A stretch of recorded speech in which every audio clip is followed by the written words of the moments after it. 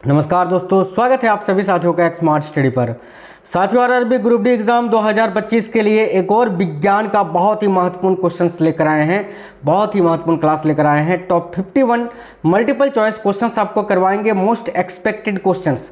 तो क्लास को कंप्लीट देखना है क्योंकि ये क्वेश्चन साथियों बिल्कुल आपके सिलेबस के आधार पर एनसीईआरटी ओरिएंटेड पेपर हैं, तो कंप्लीट आपको देख लेना है। और ये क्लास आपको बहुत ही कम समय में करवाएंगे, तो आपको जो है ना ध्यान से देखना है और अच्छे से समझना है। बिना देरी किए हुए क्लास को शुरू करते हैं। सभी से रिक्वेस्ट है, वीडियो को लाइक और अपने दोस्तों के साथ जरूर शेयर करिएगा। देखिए, पहला क्वेश्चन है, रक्त किस प्रकार के उत्तक का उदाहरण है? रक्त जो होता है, ब्लड, ये किस प्रकार का उत्तक है?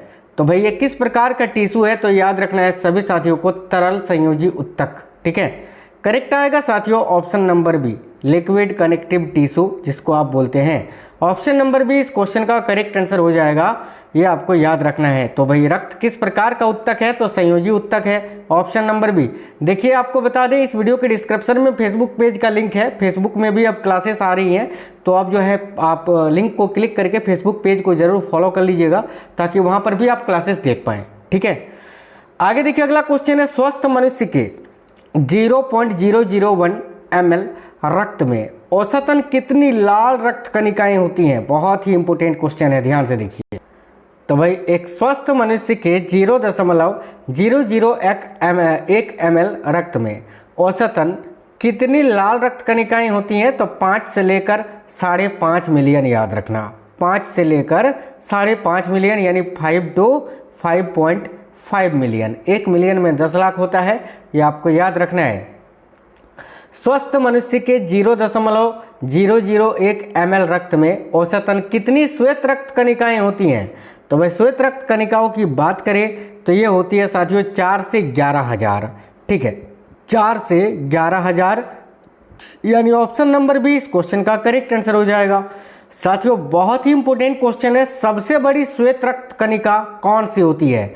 ये बहुत इंपॉर्टेंट क्वेश्चन है, डबल स्टार मार्क कर लीजिए आप कि सबसे बड़ी श्वेत रक्त कणिकाएं, यानी सबसे बड़ी डब्ल्यूबीसी कौन सी होती है बताइए?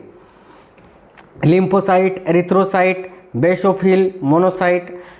देखिए एरिथ्रोसाइट है ना, लिम्फोसाइट, एरिथ्रोसाइट, बेसोफिल और मोनोसाइट। एरिथ्रोसाइट तो आप हटा ही दीजिए, एरिथ्रोसाइट जो है ये आरबीसी होता है, डब्ल्यूबीसी तो होता ही नहीं है, तो ये आप छाट दीजिए। देखिए मोनोसाइट याद रखना, मोनोसाइट जो है ना ये सबसे बड़ी श्वेत रक्त कणिकाएं होती हैं। आप पूछोगे सर सबसे छोटी कौन सी है? तो सबसे छोटी होती है लिम्फोसाइट। ठीक है, लिम्फोसाइट जो श्वेत रक्त कणिका है ये सबसे छोटी होती है, याद रखना। और सबसे बड़ी जो रक्त कणिका होती है वो होती है मोनोसाइट। तो आज के बाद भूलोगे बिल्कुल नहीं भूलना है। आगे देखिए, नेक्स्ट है, एक से ज्यादा केंद्रक किसमें पाया जाता है? इनमें से किसमें एक से ज्यादा केंद्रक पाया जाता है बताइए? तो भाई एक से ज्यादा केंद्रक देखिए न्यूट्रोफिल्स में भी पाया जाता है, बेसोफिल्स में भी पाया जाता है और इओसिनोफिल्स में भी पाया जाता है, इओसिनोफिल्स में भी पाया जाता है, यानी उपयुक्त तीनों। इन तीनों में एक से ज्यादा केंद्रक पाया जाता है, option number D will be correct answer. बहुत इंपॉर्टेंट क्वेश्चन है साथियों आपका आनुवांशिकता वाले चैप्टर से कि मेंडल द्वारा अध्ययन किए गए मोनोहाइब्रिड क्रॉस के F2 फिनोटाइप का अनुपात कितना है? ये आपको डायरेक्ट याद रखिएगा कि मेंडल द्वारा अध्ययन किए गए मोनोहाइब्रिड क्रॉस के F2 फिनोटाइप का अनुपात होता है 3.1। ठीक है, तो ऑप्शन नंबर ए इस क्वेश्चन का करेक्ट आंसर हो जाएगा 3.1। साथियों और ज़्यादा से ज़्यादा 1 या 2 क्लास बायोलॉजी का करवाएंगे, लगभग 10 क्लास आपको बायोलॉजी का केवल बायोलॉजी का करवा दिए हैं, यानी 500 मोस्ट एक्सपेक्टेड क्वेश्चन ऑलरेडी आप देख चुके हैं। अब जो है आपको फिजिक्स के क्वेश्चंस करवा देंगे, फिर केमिस्ट्री के क्वेश्चंस आपको करवा देंगे। ठीक है, एक सीरीज में। सबसे पहले बायोलॉजी को हमने खत्म किया, लगभग 1 और 2 क्लास या लगेगी आपको, जिसमें सारे क्वेश्चंस आ जाएंगे। और ये सारे एनसीईआरटी के क्वेश्चन है जो आपके टॉपिक में है, वही टॉपिक्स करवा रहे हैं। एक भी क्वेश्चन बाहर से मैंने नहीं लिया है, जो आपके सिलेबस में है वही क्वेश्चन है। ठीक है, तो ध्यान दीजिएगा, बायोलॉजी के क्लासेस जो है अब खत्म होने वाले हैं, अब आपकी फिजिक्स शुरू होने वाली है। ठीक है, फिजिक्स के मोस्ट एक्सपेक्टेड क्वेश्चन इसी तरह मिक्स करके आपको करवा देंगे। तो आपने देखा होगा कि जो क्लासेस आपको करवाए हैं पिछले दिनों, कई दिनों से, उसमें बायोलॉजी के क्वेश्चन हैं और बायोलॉजी के हर एक टॉपिक से मैंने 5 क्वेश्चन 6 क्वेश्चन इस प्रकार से लेकर हर एक वीडियो में 50 क्वेश्चन करके करवाए हैं। अगर आपने नहीं देखा है तो प्लेलिस्ट बना दिया है, जाकर देख लेना। तो याद रखना 3:1 3:1 मेंडल द्वारा अध्ययन किए गए मोनोहाइब्रिड क्रॉस के F2 फिनोटाइप का जो अनुपात होता है वो 3:1 होता है, टोटल 4 याद रखना। ठीक है, आगे देखिए, माता पिता में किसी एक के साथ F1 का संस्करण या संकरण क्या कहलाता है। देखिए, माता पिता में किसी एक के साथ F1 का संकरण क्या कहलाता है, तो बैक क्रॉस याद रखना, बैक क्रॉस कहलाता है। बहुत इंपॉर्टेंट क्वेश्चन है ये, ऑप्शन नंबर भी करेक्ट होगा, बैक क्रॉस। विभिन्नता का मुख्य कारण क्या है। देखिए, विभिन्नता का जो मुख्य कारण है वो क्या है, तो भाई विभिन्नता का मुख्य कारण, विभिन्नता क्यों देखने को मिलती है, अर्धसूत्री विभाजन के कारण। करेक्ट आएगा ऑप्शन नंबर डी, अर्धसूत्री विभाजन। ठीक है, अगला, किसी व्यक्ति की समयुग्मता और विषमयुग्मता का निर्धारण किसके द्वारा होता है, बताइए। किसी व्यक्ति की समयुग्मता और विषमयुग्मता का निर्धारण किसके द्वारा होता है, काफ़ी इंपॉर्टेंट क्वेश्चन है, याद रखिए। करेक्ट आएगा टेस्ट क्रॉस के द्वारा, टेस्ट क्रॉस करेक्ट आएगा ऑप्शन नंबर ए। किसी भी व्यक्ति की समयुग्मता और विषम युग्मता का जो निर्धारण है वो टेस्ट क्रॉस के द्वारा होता है, टेस्ट क्रॉस। ठीक है, इसको हम जो है ना परीक्षण क्रॉस के नाम से भी जानते हैं। हिंदी में टेस्ट क्रॉस जो है इसको परीक्षण, याद रखना, परीक्षण क्रॉस भी बोलते हैं, परीक्षण क्रॉस। चलिए आगे देखिए, अगला क्वेश्चन है आपका, जेनेटिक कोड की खोज किसने की थी। इनमें से किसने जेनेटिक कोड की खोज की थी, तो भाई हरगोविंद खुराना ने। ऑप्शन नंबर सी राइट होगा, हरगोविंद खुराना। अगला है, एक विषम युग्मजी संतान को समयुग्मजी अप्रभावी माता पिता के साथ क्रॉस कराने को किस रूप में जानते हैं। अभी मैंने आपको बताया था, इसको टेस्ट क्रॉस कहा जाता है और टेस्ट क्रॉस को ही परीक्षण क्रॉस कहा जाता है। तो ऑप्शन नंबर 1 करेक्ट आंसर हो जाएगा। पादप रोग विज्ञान का अध्ययन किसमें किया जाता है, बहुत इंपॉर्टेंट क्वेश्चन है, बताइए। पादप रोग विज्ञान का अध्ययन किसमें किया जाता है, तो भाई देखिएगा साथियों, पादप रोग विज्ञान का अध्ययन जो है ना ये फाइटोलॉजी में किया जाता है। ऑन्कोलॉजी में कैंसर, साइटोलॉजी में कोशिका का अध्ययन, पादप रोग विज्ञान का अध्ययन फाइटोलॉजी में किया जाता है। ऑप्शन नंबर सी करेक्ट होगा। हरित बाली रोग यानी ग्रीन ईयर रोग जो है ये किस पादप से संबंधित है, तो हरित बाली रोग की बात करें तो ये बाजरा में होता है। ऑप्शन नंबर 1 करेक्ट होगा, बाजरा। देखिए नेक्स्ट क्वेश्चन है, परिधीय तंत्रिका तंत्र में कितनी जोड़ी तंत्रिकाएं होती हैं, बताइए। देखो, परिधीय तंत्रिका तंत्र किसको बोलते हैं, आप बोलोगे सर हमने तो पढ़ा है कि भाई कपाल तंत्रिका, इसके अलावा केंद्रीय तंत्रिका तंत्र। तो ये जो देखिए, ये जो नहीं, हाँ आपने ये पढ़ा है कि कपाल तंत्रिकाएं जो है 12 जोड़ी होती हैं। ठीक है, मेरु तंत्रिकाएं, माफ करना, मेरु तंत्रिकाएं जो है वो 31 जोड़ी होती हैं। तो इन दोनों के जोड़ोगे तो कितना होगा, टोटल होगा 43। तो ये जो 43 है ना, इसी को परिधीय तंत्रिका तंत्र बोला जाता है। यानी देखिए, 12 जोड़ी कपाल तंत्रिकाएं और 31 जोड़ी मेरु तंत्रिकाएं, टोटल मिलाकर जो 43 होती है ना, इसी को बोलते हैं परिधीय। यानी इन दोनों के योग को ही परिधीय तंत्रिका तंत्र बोलते हैं, जो कि कुल मिला के होती है 43 जोड़ी। ठीक है, आइए इसके बारे में आपको बता देते हैं, शायद मैंने लिखा था। देखिए, परिधीय तंत्रिका तंत्र में कुल 43 जोड़ी तंत्रिकाएं होती हैं। इनमें 12 जोड़ी कपाल तंत्रिकाएं होती हैं, जो कि मैंने आपको बताया था, क्रेनियल नर्व्स, और 31 जोड़ी मेरु तंत्रिकाएं होती हैं, जो कि स्पाइनल नर्व्स होती हैं। ये सारा मैंने आपको पढ़ाया है। अगला क्वेश्चन है, तंत्रिका तंत्र में ग्लियल कोशिकाओं का क्या कार्य होता है। वेरी वेरी इंपॉर्टेंट क्वेश्चन है, ध्यान से देखिएगा, नर्वस सिस्टम की ये क्वेश्चन है। तो भाई तंत्रिका तंत्र में ग्लियल कोशिकाओं का क्या कार्य होता है, करेक्ट आएगा, न्यूरॉन्स को सहारा, पोषण और क्या देना, तो भाई न्यूरॉन्स को सहारा, पोषण और संरक्षण देना। यानी करेक्ट आंसर होगा ऑप्शन नंबर बी, याद रखना। तंत्रिका तंत्र में जो ग्लियल कोशिकाएं होती हैं उनका कार्य होता है न्यूरॉन्स को सहारा और पोषण देना। ठीक है, नेक्स्ट क्वेश्चन है, कौन सी तंत्रिकाएं केंद्रीय तंत्रिका तंत्र से मांसपेशी कोशिकाओं की ओर आवेगों को संचारित करती है। वेरी वेरी इंपॉर्टेंट क्वेश्चन है, करेक्ट आएगा साथियों, याद रखिएगा, मोटर तंत्रिकाएं। ठीक है, मोटर तंत्रिकाएं। निम्नलिखित में से कौन जीवन प्रक्रिया को नियंत्रित और विनियमित करता है, बहुत इंपॉर्टेंट क्वेश्चन है, वेरी वेरी इंपॉर्टेंट क्वेश्चन है। देखिए, कौन जीवन प्रक्रिया को नियंत्रित और विनियमित करता है? करेक्ट आएगा साथियों, तंत्रिका और अंतस्रावी तंत्र। याद रखोगे ना, बिल्कुल याद रखना है। कौन जीवन प्रक्रिया को नियंत्रित और विनियमित करता है? तो तंत्रिका और अंतस्रावी तंत्र, याद रखना। आगे देखिए, विद्युत आवेग एक न्यूरॉन में कहाँ से यात्रा करता है? बताइए, छोटा कर देते हैं आपको, ऑप्शंस बड़े हैं। विद्युत आवेग एक न्यूरॉन में कहाँ से यात्रा करता है? तो देखिए, जो विद्युत आवेग होता है ना एक न्यूरॉन में, वो डेंड्राइट में आता है। डेंड्राइट से लेकर के बाद कोशिका शरीर में, उसके बाद एक्सॉन में, और फिर एक्सॉन अंत में। यानी ऑप्शन नंबर सी इस क्वेश्चन का करेक्ट आंसर हो जाएगा। ठीक है, आगे देखिए, अगला क्वेश्चन है, अंडे पर पाई जाने वाली द्वितीयक झिल्ली कौन सी होती है? बताइए, अंडे पर पाई जाने वाली, यानी ये साथियों देखिए, मानव जनन तंत्र का ये क्वेश्चन है, ध्यान से देखिएगा। ठीक है, तो भाई अंडे पर पाए जाने वाली द्वितीय झिल्ली जो होती है वो कौन सी होती है? तो याद रखना, कोरोना रेडिएटा।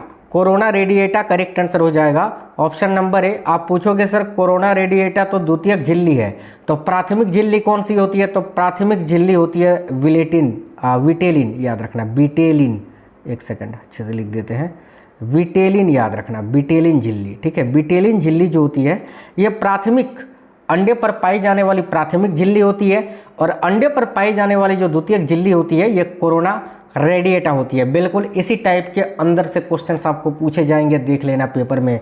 और आप बहुत अच्छे से तैयारी कर रहे हो, ये जो क्वेश्चंस आप पढ़ रहे हो ना, बिल्कुल गर्दा उड़ा क्या होगे। देखिए, प्राथमिक झिल्ली जो होती है वो वेटेलिन झिल्ली होती है, जो सबसे भीतरी झिल्ली होती है। ठीक है, प्रोस्टेट ग्रंथि से होने वाला स्राव किसमें प्रवेश करता है? देखिए, ये जो प्रोस्टेट ग्रंथि है ना, ये मानव में पाया जाता है मूत्राशय के ठीक नीचे, मानव नर में, मादा में नहीं पाया जाता। ये नर में पाया जाता है, यानी मेल में। ठीक है, मेल में पाया जाता है प्रोस्टेट ग्रंथि। कहाँ पर मौजूद होता है? तो मूत्राशय के ठीक नीचे। याद रखना है कि प्रोस्टेट ग्रंथि से होने वाला स्राव किसमें प्रवेश करता है? तो मूत्र मार्ग में। मूत्र मार्ग करेक्ट आएगा, ऑप्शन नंबर ए। ठीक है, प्रोस्टेट ग्रंथि कौन से अम्ल का निर्माण करती है? बहुत इंपॉर्टेंट क्वेश्चन है, याद रखना। प्रोस्टेट ग्रंथि जो है ना, ये साइट्रिक अम्ल का निर्माण करती है साथियों, साइट्रिक एसिड का। ऑप्शन नंबर ए करेक्ट होगा, साइट्रिक एसिड। ठीक है, देखिए आपको बता दें कि प्रोस्टेट ग्रंथि केवल पुरुषों में पाई जाती है। यह पुरुष प्रजनन प्रणाली का हिस्सा है और मूत्राशय के नीचे स्थित होता है। ठीक है, याद रखना। स्तन का निर्माण किससे होता है? बताइए, जो स्तन होते हैं, स्तनों का निर्माण किससे होते हैं, महिलाओं में खास तौर पे? तो बताइए, देखिएगा, स्तनों का निर्माण जो है ना साथियों, ये ग्रंथि एवं वसायुक्त उत्तक से होता है। याद रखना, ग्रंथि एवं वसायुक्त उत्तक से। करेक्ट आएगा ऑप्शन नंबर सी। गर्भाशय की सबसे बाहरी परत कौन सी होती है? वेरी वेरी इंपॉर्टेंट क्वेश्चन है। तो याद रखिए, गर्भाशय की जो सबसे बाहरी परत होती है ना, वो होती है पेरीमेट्रियम। साथियों सारा बता देते हैं। ठीक है, देखो, गर्भाशय की सबसे बाहरी परत जो होती है ना, वो होती है साथियों पेरीमेट्रियम। ठीक है, पेरीमेट्रियम परत, जिसको सेरोसा भी कहा जाता है। इसको क्या कहा जाता है? तो सेरोसा भी कहा जाता है, याद रखना, सेरोसा। ठीक है, इसके अलावा ये जो मायोमेट्रियम है ना, ये सबसे मध्य में सबसे मोटी परत होती है। याद रखना, सबसे मोटी परत कौन सी होती है? तो मायोमेट्रियम होती है। और साथियों, सबसे अंदरूनी, सबसे बाहरी मैंने बताया पेरीमेट्रियम, सबसे मोटी होती है मायोमेट्रियम, और सबसे आंतरिक या अंदरूनी परत जो होती है, अंदरूनी या अंदर वाला परत, वो होता है एंडोमेट्रियम। तीनों याद रखना। ठीक है, देखिए, गर्भाशय की अंदरूनी परत कौन सी होती है? तो अभी आपको बताए थे, एंडोमेट्रियम जो है ये अंदरूनी होती है। आगे देखिए, नेक्स्ट है, गर्भाशय की सबसे मोटी परत कौन सी होती है? ये भी मैंने आपको बताया, मायोमेट्रियम होती है, मायोमेट्रियम। नेक्स्ट है, कालाजार रोग की चिकित्सा को किसने खोजा था? भाई देखिए, बहुत इंपॉर्टेंट क्वेश्चन है, कालाजार रोग की चिकित्सा को किसने खोजा था? देखिए, करेक्ट आंसर क्या हो जाएगा? यूएस ब्रह्मचारी जी ने। यूएस ब्रह्मचारी करेक्ट आएगा, ऑप्शन नंबर बी। अगला क्वेश्चन है, पोलियो ड्रॉप की खोज किसने की थी? यहाँ अगर आप साल को बताओगे ना तो ऐसे बिल्कुल गलत हो जाएगा। पोलियो ड्रॉप पूछा है भाई, पोलियो ड्रॉप की खोज सेबिन ने की थी, और पोलियो का जो टीका है ना, वो जोनास साल्क ने खोजा था। याद रखना, देखिए, जोनास साल्क ने सबसे पहले इंजेक्शन आधारित, ठीक है, यानी मारे गए वायरस टीके की खोज की, जबकि अल्बर्ट सबीन ने बाद में मौखिक यानी live attenuated polio drop vaccine को विकसित किया था, याद रखना। ठीक है, अगला क्वेश्चन है साइनोकोबालामिन कौन से विटामिन का रासायनिक नाम है? तो भाई देखिए साइनोकोबालामिन जो है ना, ये विटामिन B12 का रासायनिक नाम है, याद रखेंगे ना, बिल्कुल। विटामिन B7 का रासायनिक नाम आपका क्या होता है? तो साथियों बायोटीन होता है। विटामिन B9 का फॉलिक एसिड होता है और विटामिन B11 ऐसा कुछ होता ही नहीं है। तो ऑप्शन नंबर डी करेक्ट होगा, साइनोकोबालामिन, क्योंकि इसमें कोबाल्ट पाया जाता है साथियों विटामिन B12 में। अगला क्वेश्चन है ऑस्टियोमलेशिया रोग प्रोड़ों में किसकी कमी से हो जाती है? तो करेक्ट आएगा विटामिन डी की कमी से, याद रखना। विटामिन नाम किस वैज्ञानिक ने दिया था? तो भाई विटामिन नाम जो है ना, ये कसिमिर फंक ने दिया था 1911 में, कसिमिर फंक 1911। निम्न में से किसमें मुख्यतः विटामिन ए पाया जाता है? बताइए, इनमें से किसमें मुख्यतः विटामिन ए पाया जाता है? देखिए करेक्ट होगा पालक में। वैसे विटामिन ए का सबसे अच्छा स्रोत होता है गाजर, ठीक है, याद रखना। चलिए नेक्स्ट क्वेश्चन है, देखिए निकोटिनेमाइड किसका अन्य नाम है? इनमें से किस विटामिन का एक अन्य नाम है निकोटिनेमाइड? तो याद रखना नियासिन का। नियासिन विटामिन B3 का केमिकल नेम है और फिर विटामिन B3 का ही अन्य नाम है निकोटिनेमाइड, याद रखेंगे। अगला क्वेश्चन है पके हुए आम में कौन सा विटामिन पाया जाता है? साथियों जो पका हुआ आम है ना, उसमें विटामिन ए और विटामिन सी दोनों ही पाया जाता है। तो ऑप्शन नंबर डी ए और बी दोनों, याद रखना। खास तौर पे ज़्यादातर जो पके हुए फल होते हैं ना, उसमें विटामिन ए ही पाया जाता है, ठीक है। आगे देखिए वक्ष गुहा कौन सा अंग, वक्ष गुहा में कौन सा अंग स्थित है? ये जो वक्ष गुहा है ना, इसमें मुख्य तौर पर दो अंग स्थित होते हैं। एक होता है आपका फेफड़ा, एक होता है क्या होता है भाई? एक होता है साथियों फेफड़ा यानी लंग्स, और एक होता है हृदय यानी आपका दिल, ठीक है। तो यहाँ फेफड़ा ऑप्शन में है तो फेफड़ा आंसर करेंगे, ऑप्शन नंबर है फेफड़े। मेढक में किस प्रकार का श्वसन तंत्र पाया जाता है? देखिए जो मेढक होते हैं ना, मेढक में साथियों फुसफुसिया श्वसन और त्वचीय श्वसन उपयुक्त दोनों ही पाए जाते हैं। देखिए मेढक उभयचर होता है, खास तौर पे ये पानी और ज़मीन दोनों में ही रह सकता है, तो ये इनमें दोनों प्रकार का श्वसन तंत्र पाया जाता है। फेफड़ों में वायु जाने का मुख्य मार्ग कौन सा होता है? तो फेफड़ों में वायु जाने का मुख्य मार्ग जो होता है वो श्वास नली ही होता है, याद रखना। श्वास नली करेक्ट आंसर होगा। श्वास नली की लंबाई कितनी होती है? मैंने आपको बताया था, याद रखना, लगभग 10 से 12 है ना, 10 से 12 सेंटीमीटर, 10 से 12 सेंटीमीटर श्वास नली की लंबाई। अगला क्वेश्चन है ग्लोटिस एवं एपिग्लोटिस किस अंग का उप अंग है? बताइए, ग्लोटिस एवं एपिग्लोटिस किस अंग का उप अंग है?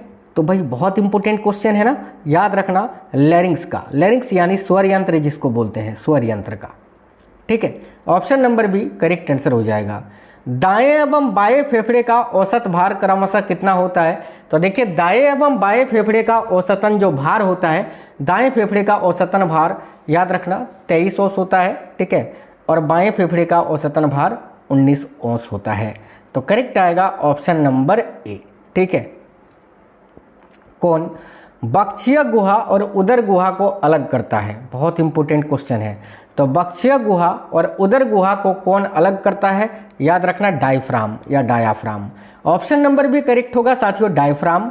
नेक्स्ट है रक्त में कार्बन डाइऑक्साइड की सांद्रता बढ़ाने से श्वसन की क्रिया पर क्या प्रभाव पड़ता है? देखिए रक्त में अगर कार्बन डाइऑक्साइड की सांद्रता बढ़ाते हैं ना, तो श्वसन की क्रिया तेज हो जाती है और गहरी हो जाती है, याद रखना, तेज और गहरी हो जाती है, तेज यानी तीव्र हो जाएगी। Option number B correct answer होगा। कोशिकीय श्वसन में अंतिम रूप से क्या बनता है? वेरी वेरी इंपॉर्टेंट क्वेश्चन, बताइए कोशिकीय श्वसन में अंतिम रूप से क्या बनता है? तो करेक्ट आएगा एटीपी, ठीक है, एटीपी करेक्ट आएगा। इलेक्ट्रॉन परिवहन तंत्र के दौरान अंतिम इलेक्ट्रॉन ग्राही कौन होता है? देखिए इलेक्ट्रॉन परिवहन तंत्र के दौरान अंतिम इलेक्ट्रॉन ग्राही होता है साथियों आयनीकृत ऑक्सीजन, आयन वाला ऑक्सीजन, ठीक है, यानी option number B oxygen. Carbohydrate का श्वसन गुणांक RQ जिसको बोलते हैं का मान कितना होता है? तो देखिए कार्बोहाइड्रेट का जो श्वसन गुणांक होता है ना, जो श्वसन गुणांक होता है, श्वसन गुणांक याद रखना, वो कितना होता है भाई? तो 1 होता है साथियों। कार्बोहाइड्रेट का श्वसन गुणांक का मान 1 होता है। Option number D. मांसल पौधों का आरक्यू यानी श्वसन गुणांक कितना होता है? तो मांसल पौधे, जिसको रसीले पौधे भी बोलते हैं, रसीले पौधे, तो बताइए मांसल पौधे यानी रसीले पौधों का श्वसन गुणांक कितना होता है? याद रखना है 0। देखिए, मांसल पौधों का जो श्वसन गुणांक होता है वो रात में 0 होता है और दिन में 1 होता है। ठीक है, तो यहाँ 0 ही आपको इस क्वेश्चन का आंसर करना है। आगे देखिए, अगला क्वेश्चन है एथिल अल्कोहल किण्वन किस में होता है? तो एथिल अल्कोहल किण्वन जो है ये राइजोपस में होता है साथियों। Rhizopus, very very important question है, याद रखना। Option number D. अगला, अनैच्छिक क्रियाओं जैसे कि खांसना, छींकना, ये जो है अनैच्छिक क्रिया होती है। ठीक है, इनका नियंत्रण कौन करता है? तो अनैच्छिक क्रिया जैसे कि खांसना, छींकना, उल्टी आना, इन सभी का नियंत्रण मेडुला ऑब्लोंगेटा करता है। मेडुला ऑब्लोंगेटा करेक्ट आएगा ऑप्शन नंबर ए, जो हमारे मस्तिष्क का ही भाग है। मस्तिष्क का कौन सा भाग पीयूष ग्रंथि के स्राव को नियंत्रित करता है? याद रखना, हाइपोथैलेमस। साथियों देखिए, पीयूष ग्रंथि को हम मास्टर ग्रंथि बोलते हैं। ठीक है, और पीयूष ग्रंथि को कौन नियंत्रित करता है? हाइपोथैलेमस। इसीलिए हाइपोथैलेमस को सुपर मास्टर ग्लैंड कहा जाता है, सुपर मास्टर ग्रंथि। तो पेपर में अगर आपसे पूछे सुपर मास्टर ग्लैंड किसे कहा जाता है, याद रखना हाइपोथैलेमस को। ठीक है, मानव शरीर में श्वसन का नियंत्रण निम्न में से कौन करता है? तो भाई, मानव शरीर में श्वसन का नियंत्रण कौन करता है? बहुत इंपॉर्टेंट क्वेश्चन है, याद रखिए। श्वसन का नियंत्रण भी मेडुला ऑब्लोंगेटा करता है। ऑप्शन नंबर डी करेक्ट आएगा। श्वसन, हृदय एवं वमन केंद्र मस्तिष्क के किस भाग में स्थित होते हैं? तो श्वसन, हृदय एवं वमन केंद्र मस्तिष्क के मेडुला में स्थित होते हैं। ऑप्शन नंबर डी करेक्ट आएगा, मेडुला। अगला, स्तनधारी एवं उभयचर के मस्तिष्क में विभिन्नता किसके कारण होती है? बताइए। एक स्तनधारी और एक उभयचर का जो मस्तिष्क होता है उसमें विभिन्नता किसके कारण होती है? करेक्ट आएगा, कार्पस कैलोजम के कारण। कार्पस कैलोजम करेक्ट आएगा, option number C. Very very important question है, याद रखना, कार्पस कैलोजम। साथियों, एक क्वेश्चन होमवर्क का आपके लिए है, इसका आंसर आप कमेंट बॉक्स में बताइए। ये क्वेश्चन मैंने आपको पहले के सेटों में पढ़ाया हुआ क्वेश्चन है, तो आसानी से आपको आंसर आना चाहिए। बताइए, वह जंतु कौन सा है जिसमें न्यूरॉन पाया जाता है परंतु मस्तिष्क अनुपस्थित होता है? इनमें से कौन सा जंतु है जिसमें न्यूरॉन तो पाया जाता है लेकिन मस्तिष्क नहीं होता? बताइए, हाइड्रा, कॉकरोच, केचुआ या उपयुक्त तीनों? क्या आंसर होगा? आंसर कमेंट बॉक्स में आना चाहिए। मैंने पढ़ाया है क्वेश्चन आपको पहले। तो साथियों, वीडियो को लाइक करिएगा, दोस्तों के साथ शेयर करिए। अगर आप फेसबुक में देख रहे हैं तो पेज को फॉलो कर लीजिएगा, और अगर आप यूट्यूब में देख रहे हैं तो चैनल को सब्सक्राइब कर लीजिएगा। मिलेंगे नेक्स्ट वीडियो में। जय हिंद, वंदे मातरम।